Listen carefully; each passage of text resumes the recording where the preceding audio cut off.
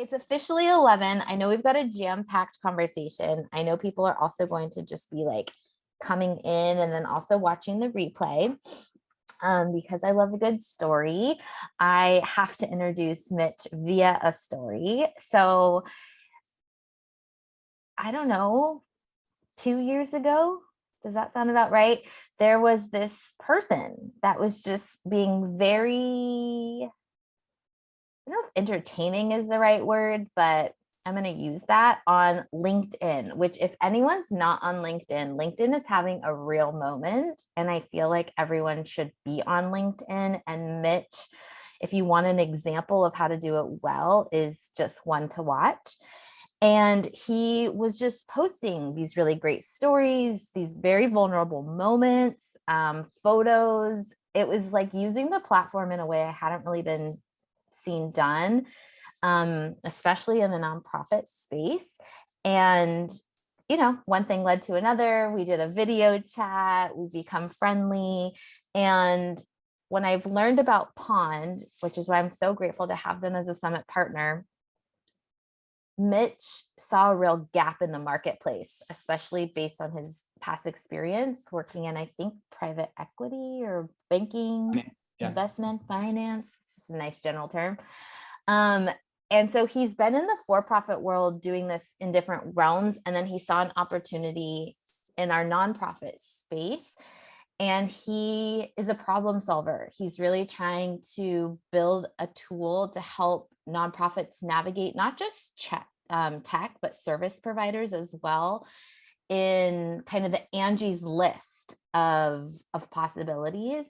And I was just actually in a Facebook group yesterday, and I was like, if someone was asking a question about Pond, and I was like, it's amazing. And if you want an introduction to the founder, I would be happy to make that. And I just go to say, if you are a nonprofit that's like on that 1-2 side of feeling like, oh, this is just the worst, or this is such a headache, I really encourage you to check Pond out, play around, connect with Mitch on LinkedIn, because he is here to make everything so much easier. And then the last thing I'll say that I think makes Mitch different than a lot of other, I'll just call them nonprofit tech companies or just service providers in general, is he's willing to go there and have these really interesting conversations that may or may not have anything to do with this in terms of diversity, equity. Today, we're going to talk about bringing back your power when it comes to fundraising. He, like I said, will bring in vulnerability moments or challenging moments. And I think that just is at the fiber of what Mitch and this company is all about, being real, when it comes to nonprofit fundraising, which is what I know you're all here to get out of the summit. And so without further ado, I want to let Mitch and his wonderful all-star group of panelists take it away. And we'll go until about hopefully 45, and then we can open up for questions. But thank you all so much for being here, and I'm excited for this conversation. Well, Jess, thank you. That was incredibly kind and unexpected. I don't do well with compliments, so I appreciate all the nice words. And like Jess said, today is definitely, I'm honored to be hosting, and really we wanted to showcase a lot of the types of conversations we host on Pond. So we have 3 of our all-star guests from our podcast series, The Kids Table, which is all about claiming your power in the nonprofit world and where people kind of unfairly get put at the kids table, and kind of reclaiming that and showcasing all of the great attributes and virtues of nonprofit leaders, learning from each other, and also teaching those folks at the quote unquote adult table a lesson or two about how to do things better. So we have a really cool plan for today, and I just want to kick off by having my guests introduce themselves. On every one of our podcast episodes, I always ask our guests to share who they are and a few layers of their identity that are most important to them. So I will use that as our kickoff, and then we'll jump into the content of the session. But Alicia, you're right to next to me, in my view at least. So why don't we start off with you? Good morning, good afternoon, good night, wherever you are in the world today. My name is Alicia De Leon Torres. I am from San Diego, California, so it is still morning Hello. So my layers for this podcast, because many of us have many layers. First one is I'm a nonprofit octopus. And for those of you who have been a nonprofit know that nonprofit octopus is everybody's job title. Because not only are you the fundraiser, the administrator, the direct service person, the janitor at times, but you are also the community problem solver. And I have an interesting story for you in case you want to hear that later on. Unusual problems. The second layer I'm trying to work towards being a better world citizen, understanding more of what's going on in the world and not just in my little corner. I'm a mom, human and furry children, and I'm a dreamer. That's pretty much me. Hello, everyone. And Alicia is on our upcoming San Diego season. So her episode was definitely my favorite from the season so far. Excited for that one to release. Josette, do you mind introing next? Yes. I'm Josette Ryder from Northeast Indiana, and I worked for Big Brothers Big Sisters for 23 years. Prior to that, 10 years with Boys and Girls Clubs, and prior to that, I was a teacher. So I've been working with youth for a long, long time. I am a mom too of fur babies. That's my second parenthood. When my boys left, I got dogs and I love them. I love what you said about being a dreamer and this wearing many hats. I think for me, I think really how I would describe myself in all areas of my life, even from the time I was a young person. I was a storyteller and I was a champion for equity. And we have changed in our agency equity to be justice, equity, diversity, and inclusion, which inclusion means the most to me. And we call it Jedi. So all the Star Wars fans out love that, right? We're always having our Jedi initiatives.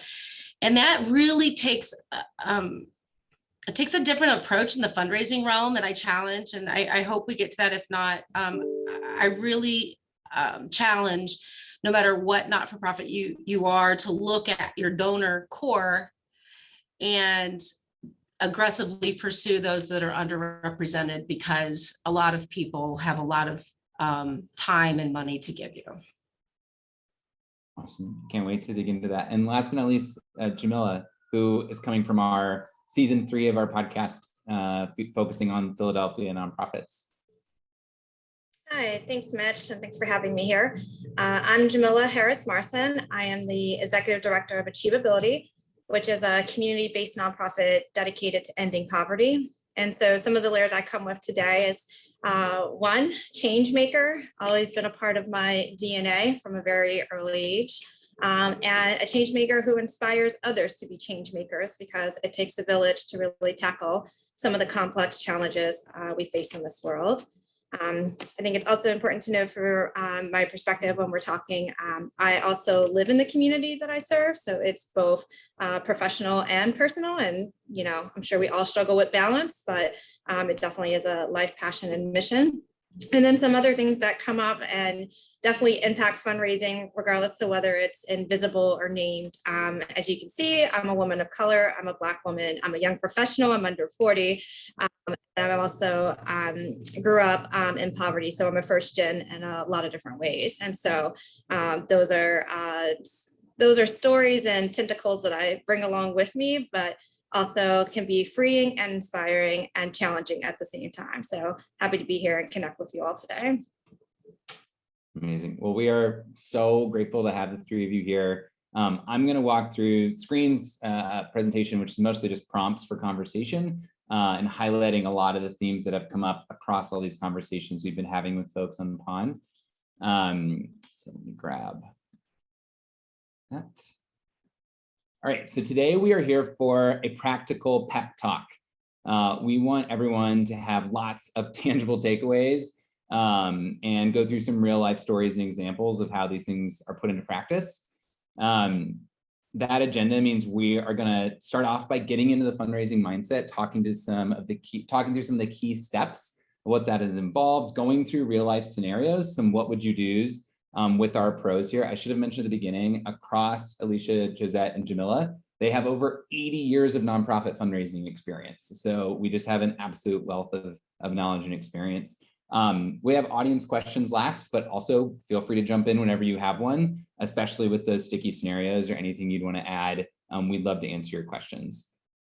Quickly, I know Jess gave an awesome intro, so I can do this quickly. Pond is here presenting this. We have tons of great content like this. Some of our upcoming webinars are on busting the overhead myth, moving funds to Black-led nonprofits.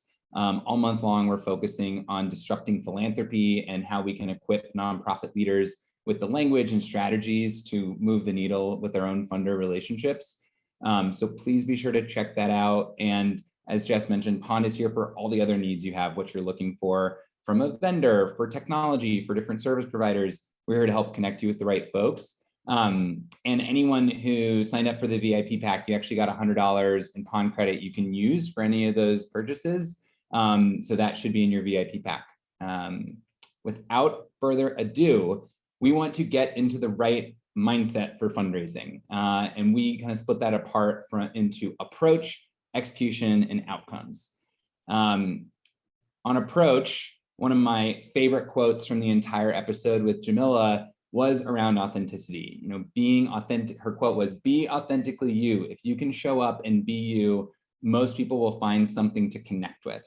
Jamila, I'd love for you to just expand on what you meant by that and share any other insights around what authenticity means to you when it comes to fundraising. Sure. It's interesting. I have no makeup on today, so I'm being authentically me. You picked like the headshot that has the most makeup on it. So, just that I would point that out and have a little fun there. But I think many people in the room might be able to identify and have experienced various degrees of imposter syndrome. And, whether you were the first in your field, whether you were the one making the change or driving the change, whether you were trying out a new task for yourself that you had not interacted with. I've said to myself many a time, I'm not sure I'm the right one to be here. And what I've found over and over, but believe now that I didn't believe maybe a decade ago, is that just showing up and being who you are is the way to really connect. Don't try to be anyone else. Don't try to be anything else. Be you. You earned the role. You earned the spot. You have the skills. And those are the pieces that put you there. And so with that, that means that you inherently have some, ability for ingenuity and stick-to-itiveness and problem solving. And so even if you don't know the answer, you have the ability to find it. And so I think it's sort of trusting our gut and really just showing up and interacting and engaging. And I find that I've had the most authentic experiences and being able to connect with people from completely diverse and different backgrounds when I've just been able to sort of peel back the layers and, you're a fur mommy, you have a cat, I have a cat, you like going to the beach, finding those ways to find commonality and then building relationship and rapport over there, I think are really important. And knowing that all of us have something to contribute and a way to connect with the individuals that we're working with. Awesome, thank you. And Josette, what does authenticity mean to you in practice when you've seen this done well in fundraising? I kind of agree with Jamila. Like, I think that showing up as your authentic self, you said be you, I laughed because I love that. I said, just be who you're going to be. And I'll tell you the other thing for me is, so you guys probably might not agree with this. I'm way old, but I will say, I want to advocate for my clients as best I can. And these are underserved kids in my situation and their parents. So for me, I'm going to be me, but what you said, Jamila, I'm going to find an immediate connection with somebody. And generally speaking, I'm talking to people who care about community. They care about JEDI initiatives. They care about children. They care about the future. They care about the workforce. But my first thing is to be myself, but to find that immediate connection with them so that we can create that partnership right away. Because I'm just always looking to grow and find more resources for my clients. So yes, I love what you said, but I think immediately find that connection that's mission driven for me. And if I can, Mitch, and I'm probably jumping ahead a little bit, but if I can, one of the things I tell our staff, when you call and get a meeting with somebody, they're expecting you to ask for something. So I'm jumping ahead. So if you walk out, and I'll get to it later, if you walk out without asking for something, right? They're meeting me as the agency and the representative for youth. So I take that process pretty seriously. Yeah. And Alicia, I'd love to hear, like, when have you found it hardest to be authentically you in this job? And how have you kind of overcome those challenges? Well, being a woman and a person of color and older than a lot of people who are coming into the field, a lot of times, okay, personally, I am an introvert. So almost anything with people, I'm nervous. Professionally, I'm an extrovert. So 3 things I do to push myself. Number 1 is I try to get my professional self to show up to every meeting, every Zoom, even if it's one-to-one or a phone call. The second thing I try to do is I try to find the person in the room, whether it be a client or a funder or a collaborator. And I try to find that commonality that we have. So I tend to, as a grants manager for many, many years, I tend to over-research people and things so that I know what I'm walking into and I know what their connection might be. And you kind of try to feel them out by being authentic, and not trying to chase whatever they're after. You try to find that commonality at the point that you are both at, and then you try to grow together. And as a person of color, a lot of times I will walk into a room starting from college and I am the chocolate chip and a vanilla cookie. So as we've said in the podcast, everybody has the same basic goal. I just try to figure out where they're at, where their vocabulary is at, and use their vocabulary to bring my point to some kind of collaboration between the 2 of us, 3 of us, or group.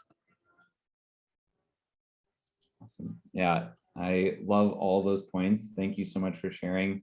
I think this obviously ties into authenticity, but wanted to lift up a great quote we had in one of our webinars around attitude and just knowing your own worth, right? I'm not there with a tin cup asking for money. I'm bringing in something really valuable to the table. I'm bringing a lot of expertise, a lot of knowledge, relationships in the community, and that funder needs those to execute on their goals. And this was from Ayara Pang on one of our webinars.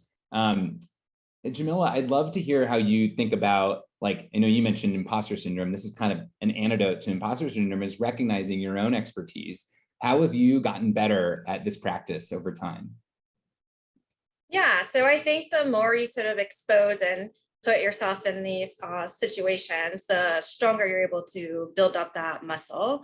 I think, it's really important to always go in prepared, right? When you're meeting with a funder, you want to make sure you understand their priorities. Josette said they're meeting with you. They know that you have an ask. And so you want to be prepared for an ask that would be aligned with their strategies or what their priorities are. And so that's an opportunity for you to show that expertise. You want to do that research on LinkedIn and find out a little bit about the person. Maybe there's some overlapping connection or member group or board service that there might be some overlapping interests. And so I think one of the challenges that we have in our sector is that when we engage with the private sector, the public sector, individual donors, we're sort of starting at a disadvantage, and that we're coming in as sort of the go-getter who's just really doing a volunteer project. And for any of us who are in nonprofits, we know the business of nonprofits is not for the faint of heart. I say many of individuals have come through our organization and cut their teeth at a nonprofit versus the other way around. And so that sort of societal lack of valuation for us is a stigma that we're always trying to, challenge. And I think, we have a responsibility individually and collectively to push those boundaries with funders, that when we're meeting, it's not just our organization that we're speaking for, we're speaking for our community, but we're also speaking for the partners and the other organizations who are committed to doing work in the sector that we do to make this world a better place. So I think, understanding what value you bring, understanding your skill set, understanding your strengths, understanding your challenges, because we all have those, and how do you start to leverage those or build those as a strength, and then knowing who your opponent is, and using that information to make for a really engaging but fruitful conversation where you can hopefully get to some level of partnerships that helps to move both of each other's sides forward together. Go ahead, Gisette. Yeah. Yeah, I love what you just said, Jamila, and I love this part of the conversation. And when I was previewing all the slides, this is what I need. I come from a little bit generation up and in the Midwest, and I'm working with a coach right now on knowing my worth. I've been in my job 30 years. I'm wildly successful. I travel the country consulting, and it's hard for me to have a conversation in a review process about money or pay or benefits or those things, but I have no problem doing it for my staff. And so I think there's a lot of that. I just love how you guys touched on that, because I thought I'm gonna listen to these guys because I need some of this advice. So I've got my notes over here. But the other thing I thought you touched on that I think is really good is when you're meeting with these people, I think the other hard part for us sometimes in our industry, Jamila, you talked about how people come and go. And I would say on the bell curve, there's this lifers, that there's a chip, that we have that's just different, and it's maybe a good chip or a bad chip. And then there's people that come and go throughout their career. There's people that cut their teeth and move to for-profit. But I do think that it's hard to sometimes get over, depending on your market. The donor has had a bad experience with the not-for-profit that maybe didn't follow through, or with the CEO or a director or a program person that didn't call back or didn't send them their receipts. And so I think there's and as a network, we're getting better in those areas, but because I've been around so long, we're still fighting this little bit of an image. I gave up law school to do this. People don't realize, we could all do other things, but I do think that there's inherently a lack of respect at times. Getting the call. And then our industry sometimes kind of colors that.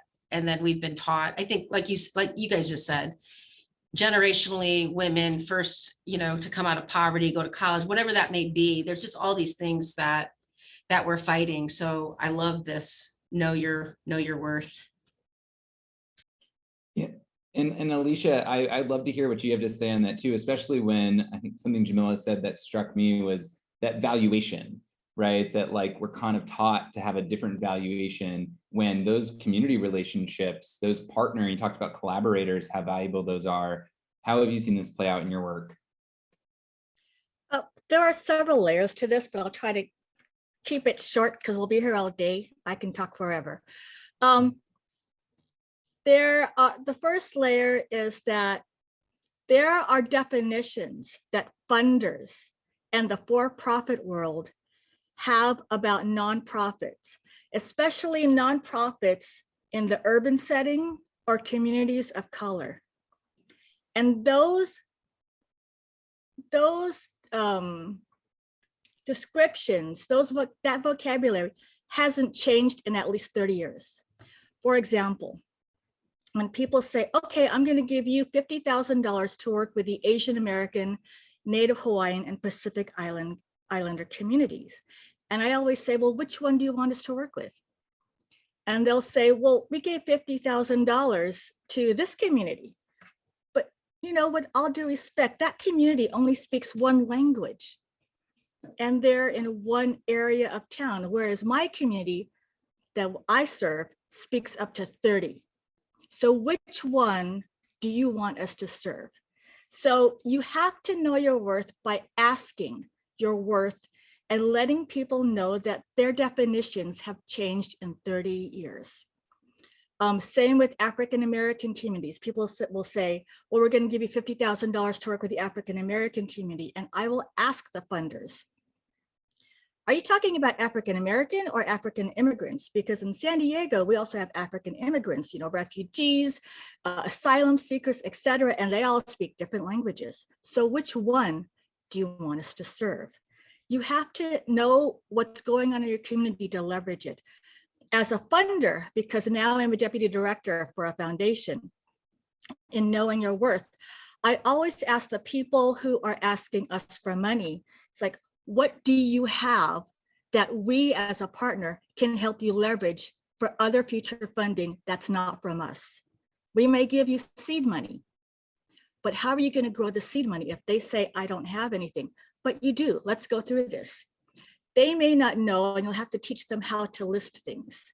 And as far as knowing your worth as a personal level, I had a problem with being a bill collector, because when you raise funds for other people as a consultant, as whatever, and they say, okay, you know, we'll pay you this much, get it in writing, and get the date you'll be paid in writing. And get a kill fee. A kill fee is they'll give you half upfront, let's say to write a federal grant. If they say, please write this federal grant and it's due on Monday, say no. Just say no, you'll kill yourself. And it's an impossible, you won't get the money. What you have to say is, okay, I'll do this for you, you give me half. If you change your mind in the middle at any point, I keep the deposit because I already started that work. That's part of knowing your worth, that any amount of work you did, even if it's not finished, it has a worth. It has money. And if they say, I don't have any money, who's on your board of directors? Part of their job is to raise money to support not just your organization, but other people who support your organization. Yeah, I know that was a lot. I'm so sorry. Please don't apologize. I mean, I think a lot of that points to like, ask those, don't be afraid to ask those questions that might feel like, oh, am I getting too transactional or like businessy and I'm going to spoil the feel goods of this. But no, you're getting into a relationship and being that's perfectly reasonable and a part of your worth of what you're bringing to the table. So I think that's really, really helpful. And if I may say something, because I was just at an event where there was supposed to be an ask, and maybe I'm jumping ahead, but they didn't do an ask because they didn't want to ruin the feel good of the group. And I said, but that's the best time to ask while they're still feeling good about what just happened.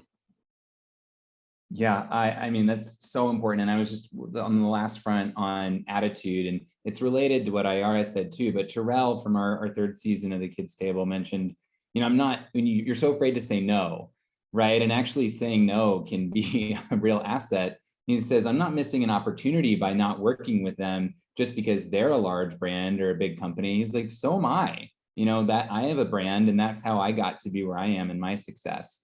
So I mean, I think there's two parts of this are like that saying no and not being afraid to say no and understanding your own brand and your organization's marketing value. And so Jamila, I don't know if you've had experience of learning to get better at saying no or when you decide is the right time.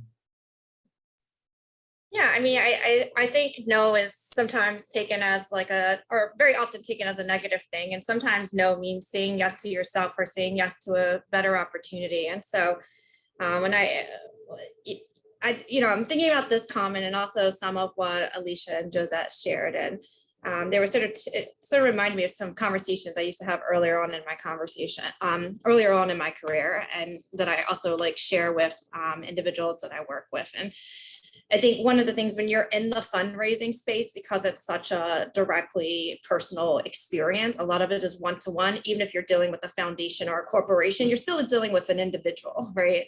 And so it's really good to really, as you grow in this field, to really get to learn yourself, because the stronger your foundation is about who you are, that will help you better understand what your worth is and to be able to leverage it. And so, one of the things I tell people that I work with is nobody can make you, feel inferior or inadequate unless you give them permission. Don't give them permission. And we often feel in our field that we're sort of on the inferior end of the power dynamic. But I think it's helpful to think about all the whys of why you were there in that room and how you got in that room, and use that as a way to leverage your asset and your value and help you to better understand that. When I was, sort of digesting a little bit more of the previous quote from Laura, and it's we're not handing out a tin cup.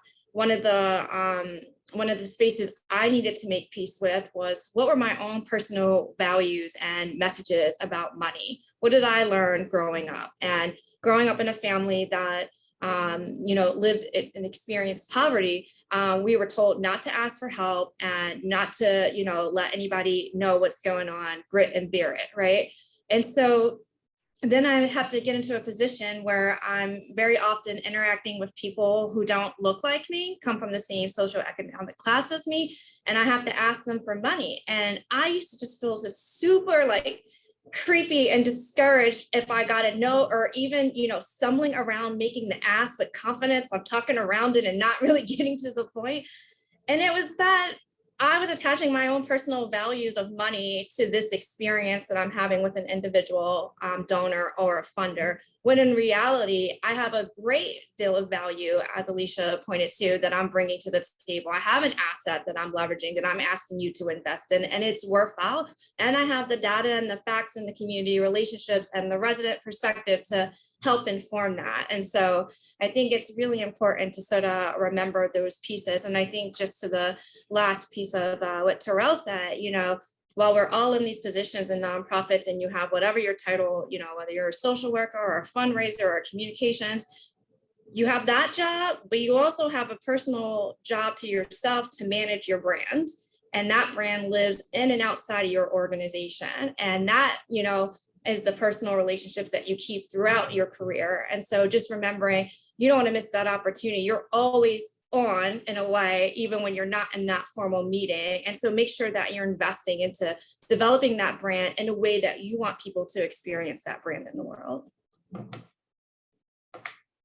Oh, so this is so powerful. I love all that. Thank you so much for sharing that, Jamila. And Josette, I know you were clapping and nodding and smiling vigorously.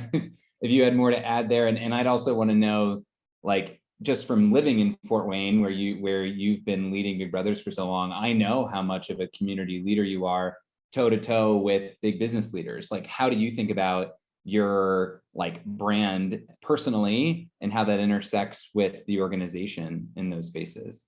I think partially, I was in Atlanta not too long ago talking to a couple of folks who were talking about their brand and separate from their organization. And I just joined, this is crazy, a for-profit paid position on a board of a company that owns companies, which is kind of cool. I'm like, oh wow, we actually ask for money for people to serve on our board. But for me, and again, this was great for me to be a part of this and listen to you guys, because I'm going through this process right now about really, where am I at, and why is the conversation about money so difficult? And Jamila, you spoke to me so much. Your background is almost identical to mine. We don't ask for money, we work. That's what we do. But I would say that for me, my brand has always been the kids. My brand has always been equity. I've helped so many not-for-profits. Boys and Girls Club used to have their meetings here. I used to help them with their finances. I believe rising tide float all boats, right? So for me, my brand is the mission of kids. It really isn't personal. And I told our board and one of my staff members, so when my staff members say they can't raise money, they say, everybody, I don't know anybody. And I said, no, I'm a poor farm kid from the south side of town that had no access to anything. I don't know anybody, but the mission knows people. The mission is your entree. What your mission is, your passion knows people. My gift to Boys and Girls Club, my gift to some of these not-for-profits that I helped, and my biggest gift to Big Brothers is when I'm gone, the donors stay with the mission. They don't follow me. And that's my brand, is I'm invisible. The mission has arrived. Because if for me, and this is for me, if I'm selling too many things, I'm seen as a fundraiser. And the reason why, we are the largest mid-market agency in the country. We're bigger than most large markets. And it's because people don't give to a fundraiser, they're giving to the mission.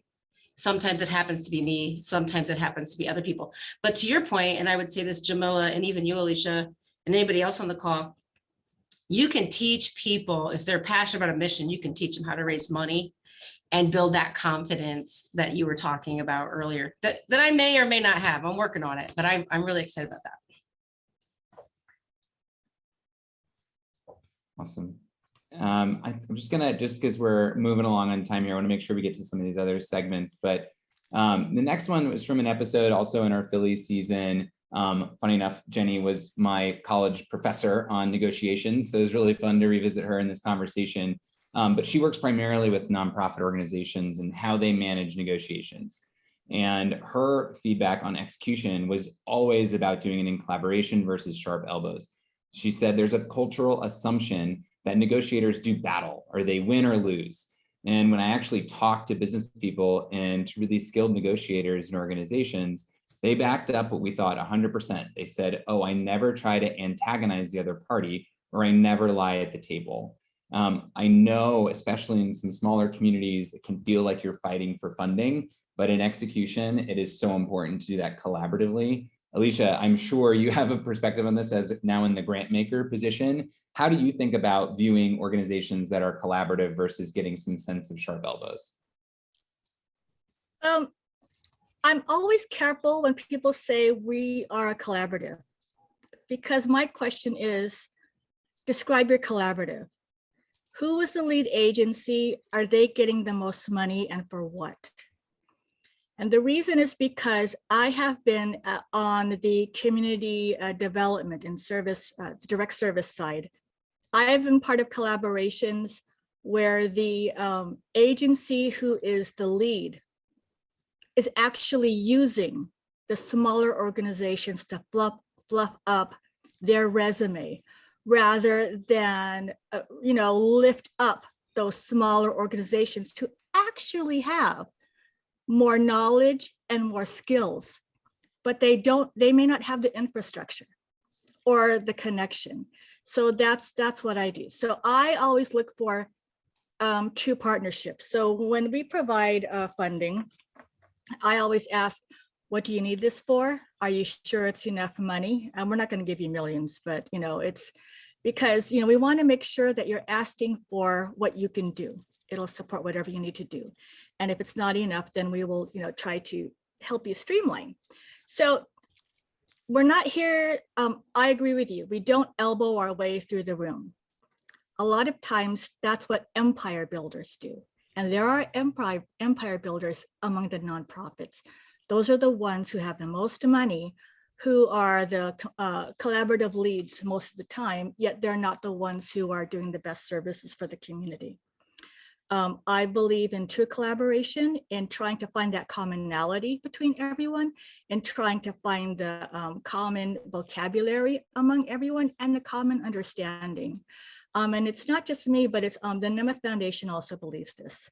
And so when we fund people, we don't just fund organizations that say we can do it.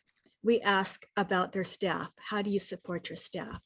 And really, that's the first inkling of whether you can support the community that you're saying. If you can't support your staff, how can I expect you, or how can we expect you to support your community? Did I answer your question? Okay. No, that's super helpful. Thanks so much. And Jamila, just because I know we've talked about this even in your episode 2 within Philadelphia, I think collaboration, as Alicia mentioned, can be a bit of a buzzword. And when it comes to actually fundraising, how do you find collaboration with other organizations or entities most effective with the work on the ground?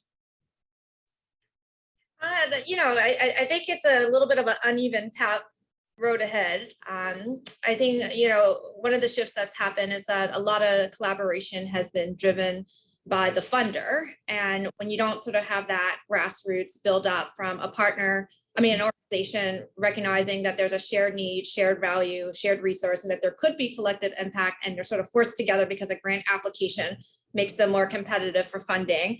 It sort of dilutes what true collaboration, I think, to the way that Alicia spoke to, which is the goal of what we want to get to, that the residents are centered around the work, that there is really buy-in amongst all parties, that there is curiosity and space for prototyping and figuring it out, and not going in with a plan mapped out that people are just adhering to, but that we're all figuring it out together. And so I think where we've seen some success here is from a sector-based or issue-based standpoint. And so I think in the workforce development space here in Philadelphia, we've seen more of that. And that's just, I think, because of COVID and the impact and the need to really respond to the employment crisis as well as the housing crisis. And I think that crisis we've been able to use as an opportunity, maybe not intentionally, but it's broken down barriers to accelerate some conversations and figuring out how we can work together, but also recognizing that we are stronger together when we're able to have that collective power, that we're able to harness the energy and resources of more people to give a consistent message and apply more pressure, especially as it applies to policies and how funding is diverted through the public sector. So still got a lot of work to do there, but I think we're getting to a point where it's becoming more generative and ground up, which I think is the way that it would ultimately be sustainable. Awesome. Thank you so much. And then last on this fundraising mindset is that results. Like we've gone through this arc of how you're preparing, what's your attitude going into it, how are you best executing, and then what do you do on the other side of it? And we know a lot of times it's going to be no. You're kind of setting yourself up to deal with rejection in this job for sure. April spoke on one of our webinars and said, that is a no is a no for now. The other mantra fundraisers live by is it's a no today. It doesn't have to be a no forever or a no tomorrow. The other strategy I often exercise is remembering the context I'm operating in. I have colleagues, especially in the heights of the pandemic, that were receiving so many grants, so much support from organizations that now, 2 years later, no longer want to be their partners. And it's because the funders made that shift. The grant was still strong, the work is still strong, and that it wasn't them that changed. So I would love to dig into this with everyone of like, what do you do on the other side with those varying outcomes? You had the right attitude, the right execution, all these things went right, and you didn't get to the outcome you had hoped for. Josette, how do you deal with that kind of rejection? So my first thing is, and I do, when I read this slide, I love it because my saying for a million years, it's not no, it's not now, whether it's a big or partnership, whether it's anything, it's just not the right timing, but I reserve the right to come back. And by the way, when I get a no, I will schedule a follow-up meeting. I say, can I come back to you? Can I follow up? If I'm in a meeting, I will never not walk away with something. But I'll be honest with you, when we get rejection, I get a little bit, I'm not a greedy person, just the way I live, the way how I think. But when it comes to our kids, I'm greedy. When it comes to donors and partnerships and all that stuff, I take it so incredibly seriously. And I just told my new grant writer today, I said, you're going to find that I'm compulsive in one area of my life, and that's these kids and what needs to happen. Because like you, Alicia, socially, I'm pretty introverted, which people would never believe in a million years, but for work, I'm on. But these kids deserve advocacy. They deserve equity. They deserve all those things I talked about at the beginning. So I get pretty sad, but for me, I get challenged. But over time, what Alicia described and even Jamila described, we just don't, honestly, we have $10 million in the bank, Mitch. We're in Northeast Indiana. And, when I first started, there was no money and no matches. So I try to never get a no. We do not get no's very often, if that makes sense, because we do the things that Jamila was saying and Alicia, research and talking their language. I'm taking all these notes because I love it, because these are the things that we try to do. And I tell our staff, because we're really lucky that way, but we get pretty dejected if we get a no. And that sounds so sad, but it's true. We still get mad. Something you wanted to add? Yeah, so I saw a comment in there and it says, if you aren't hearing no, you aren't asking enough. And I just want to echo that. And so I'm going to say #goals just that to the 10 million in the bank. But, we've definitely increased a lot of our grant writing and prospecting and who we're asking. And so I think there's sort of two categories.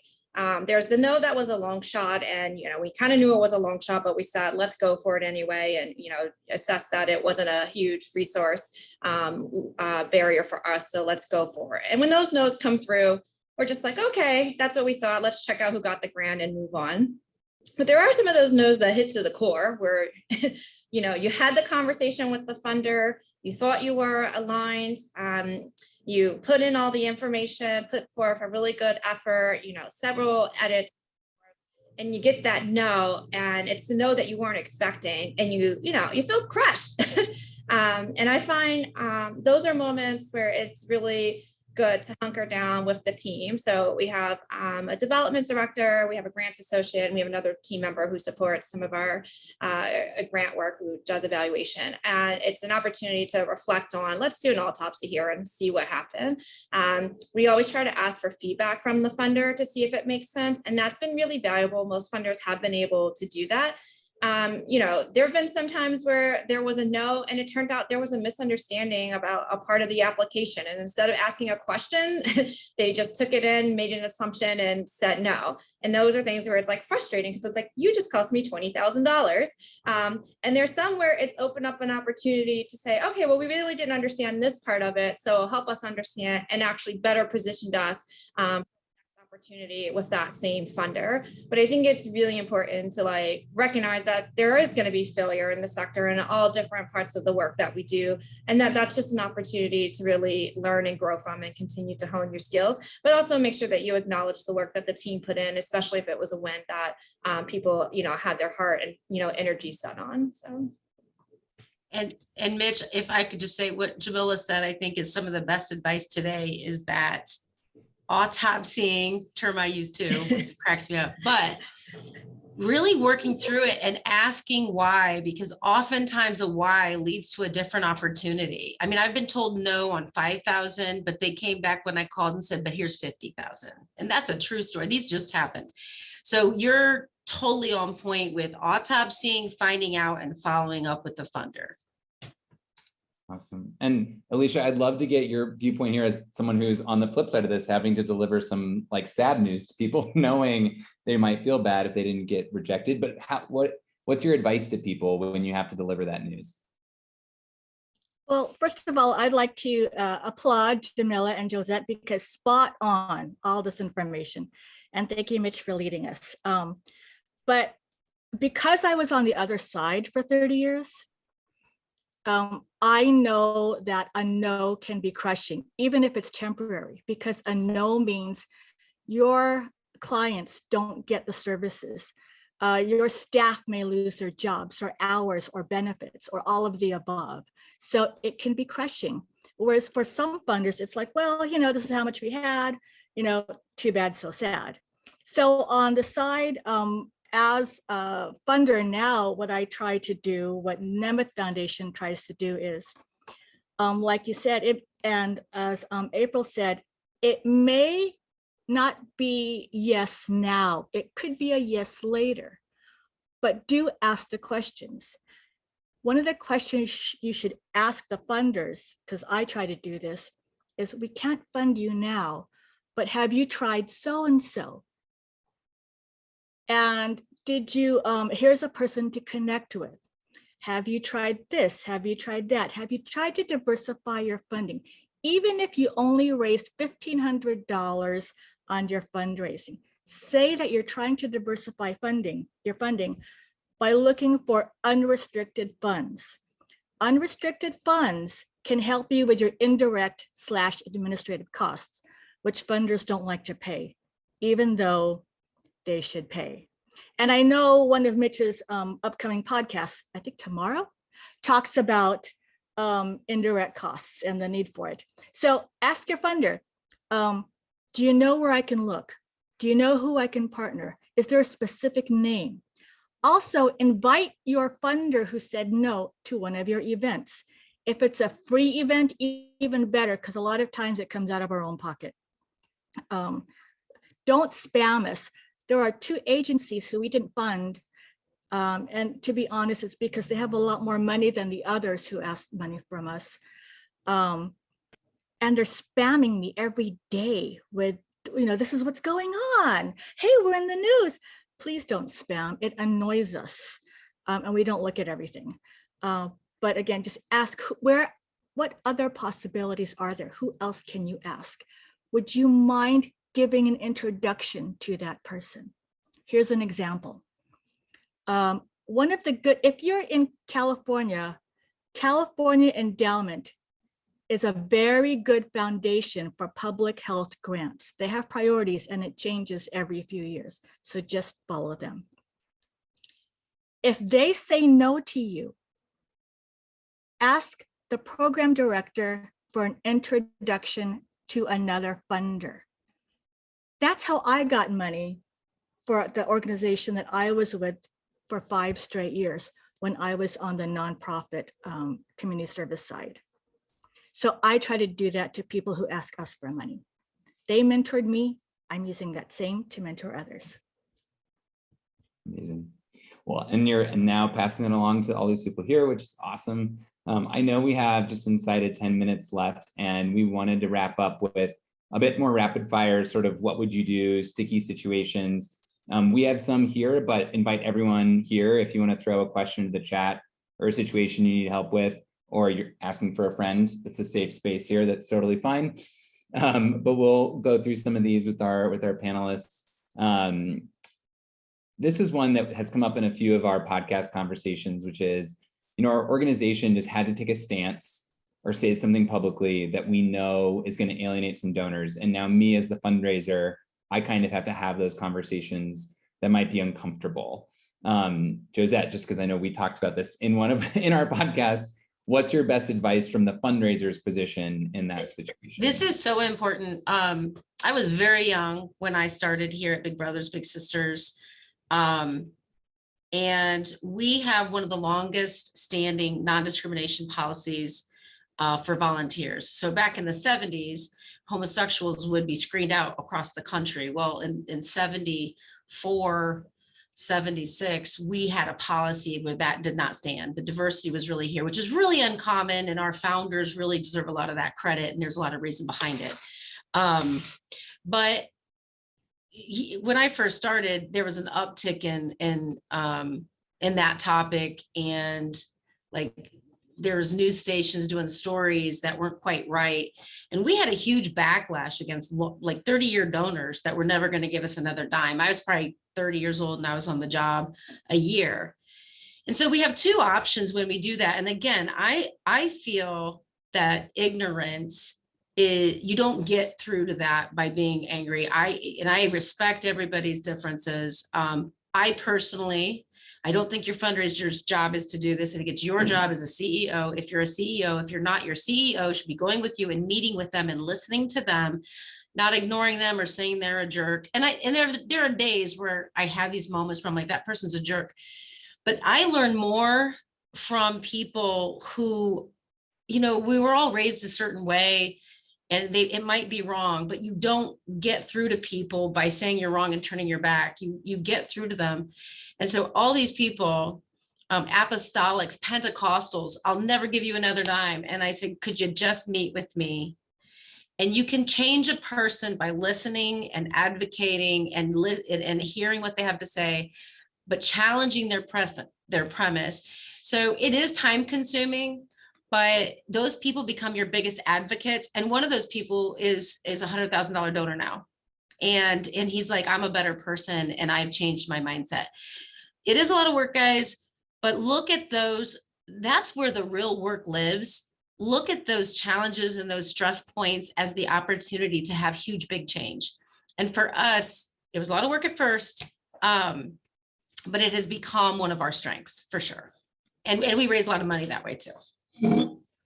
Yeah, and there was just one question that came up in the chat. Hector, thanks so much for asking. And Jamila, I'd love to get your thoughts on this, where he says, our programs engage the local public school students. We get a lot of state funding and funding controlled by politicians. Oftentimes, they don't support our cause area or aren't mission aligned. Do you have any thoughts for how you engage in tackling that situation when your programs start to intersect local politics and you might not always agree with the individuals or the parties that be? Sure, just a clarifying question, because Hector, are they aware of your program's impact and what it does? Yes, they are. Okay, I found that one of the best ways to tackle politicians is one, during budget season, because that's when a lot of policies getting made about how funding is going to be spent, whether it's at your city budget or your state budget. And one of the things we do is actually listening tours, and we come up with a 1 to 2 page fact sheet. And we also research what that politician funds or what their interests are. And then we actually set up meetings with them. Now, we may not always get the politician, but we are going to get some level of a staff member. And if there's enough interest and enough alignment, it'll help to raise awareness around that. I think it's also helpful if there are other groups in your area who are doing similar work or would benefit from the line item that funding is allocated to. How do you guys come together and engage them also in that listening tour? They are our elected officials. They do have a duty to meet with you. Most people will not turn down a meeting. They might not give you what you want at the meeting, but they'll at least take the meeting. And I think making sure that you have a clear case statement. And I think we've also found success, particularly in the housing space, when we've been able to bring along people with lived experience to really drive home what the impact is. As you can imagine, politicians get hundreds of millions of requests, a day, a week, an hour. And so they're always looking to prioritize with those, how they're going to spend their efforts. And so with that in mind, also looking at which politicians have alignment with the work that you're doing, and sometimes starting with a base of people who are already at a yes can help them move their peers and their colleagues to a yes as well. So. Thank you. Thanks, Jamila. One other one here that I think I see all the time, and people message me on LinkedIn with situations like this constantly, where they're relatively junior at an organization, and I see opportunities for change. I think there's ways we could do better. I'm listening to you, Pond, and all these great speakers, but like, I don't feel empowered to make these changes. Alicia, how do you best support more junior people in the organizations you've been serving? And what's your advice to them to make the difference that they want to see? Being low level is only temporary. So there's always hope.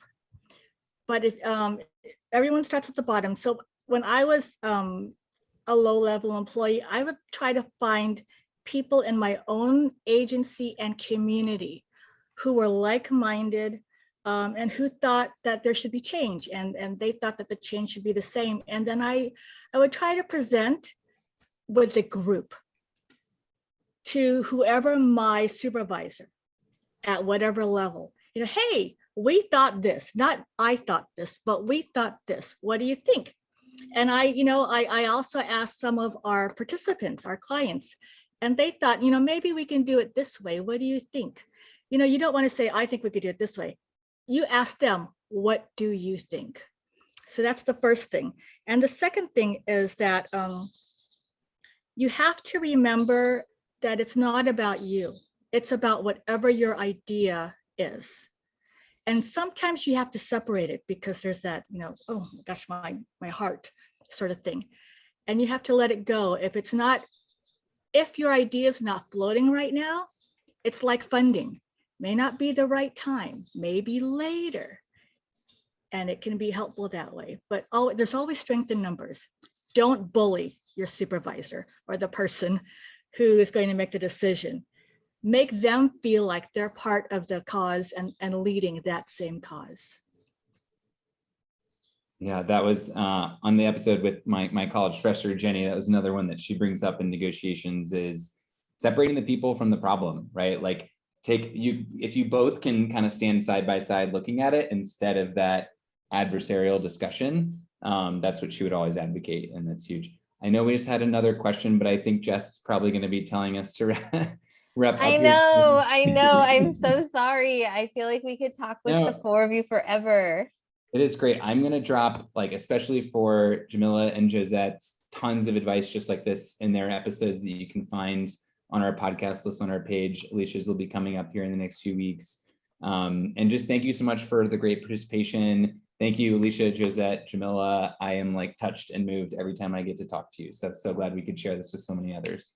Thank you. And if Mitch, Alicia, Josette, and Jamila, if you are open and willing, I think that LinkedIn is a great place to continue conversations and connect. So if you guys have your links, you want to put those in the chat, then people can connect with you there.